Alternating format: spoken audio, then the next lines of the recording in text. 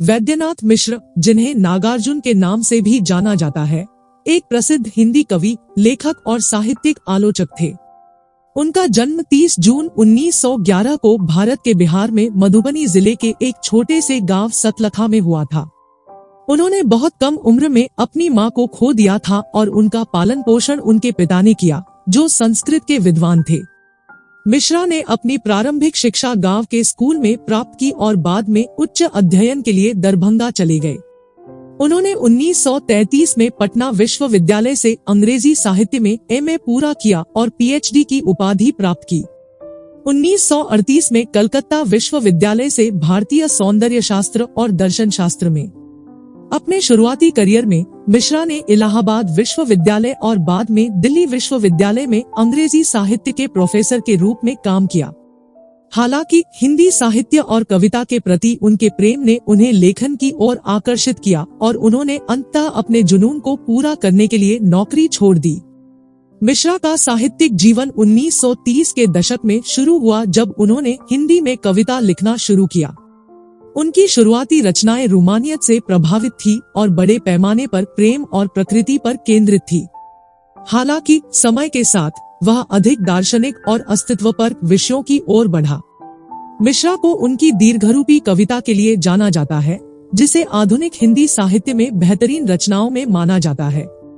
उनकी महान रचना अमर आक्रांता एक दार्शनिक महाकाव्य है, जो अस्तित्व की प्रकृति और मानव स्थिति की पड़ताल करता है। मिश्रा द्वारा अन्य उल्लेखनीय कार्यों में बादल की खुशबू, निर्जन घर और राघव भक्त शामिल है। अपनी कविता के अलावा मिश्रा एक कुशल साहित्यिक आलोचक भी थे और उन्होंने हिंदी साहित्य पर व्यापक रूप से लिखा। वे साहित्य में हिंदी के प्रयोग के प्रबल पक्षधर थे और उन्होंने भाषा को बढ़ावा देने के लिए अथक प्रयास किए।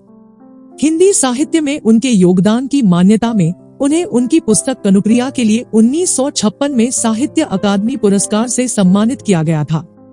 मिश्रा का जीवन कैंसर से छोटा हो गया था और 5 नवंबर 1998 को नई दिल्ली, भारत में उनका निधन हो गया। हालांकि उनकी साहित्यिक विरासत हिंदी लेखकों और कवियों की पीढ़ियों को प्रेरित और प्रभावित करती रही है। मानव अस्तित्व पीड़ा और दर्द से चिह्नित है, लेकिन यह आशा और उत्थान की संभावना के साथ भी है। जीवन का असली उद्देश्य किसी के अस्तित्व में अर्थ और उद्देश्य खोजना है और कुछ ऐसा अर्थपूर्ण बनाना है जो हमें जीवित रखे। दुनिया एक जटिल और विरोधाभासी जगह है और मनुष्य के रूप में यह हमारा काम है कि हम इन विरोधाभासों को नेविगेट करें और अपने आसपास की दुनिया के साथ सद्भाव में रहने का रास्ता खोजें। कविता न केवल रचनात्मक अभिव्यक्ति का एक रूप है, बल्कि यह हमारे होने के गहरे पहलुओं की खोज करने और सार्वभौमिक मानव अनुभव से जुड़ने का माध्यम भी है। हिंदी भाषा समृद्ध और जटिल भावनाओं और विचारों को व्यक्त करने में सक्षम है और यह लेखकों और कवियों का कर्तव्य है कि वे इसका पूरी क्षमता से उपयोग करें। कुल मिलाकर मिश्रा के विचार और विश्वास दुनिया के साथ गहरे जुड़ाव और मानव अनुभव को उसकी सभी जटिलता और गहराई में तलाशने की प्रतिबद्धता को दर्शाते हैं।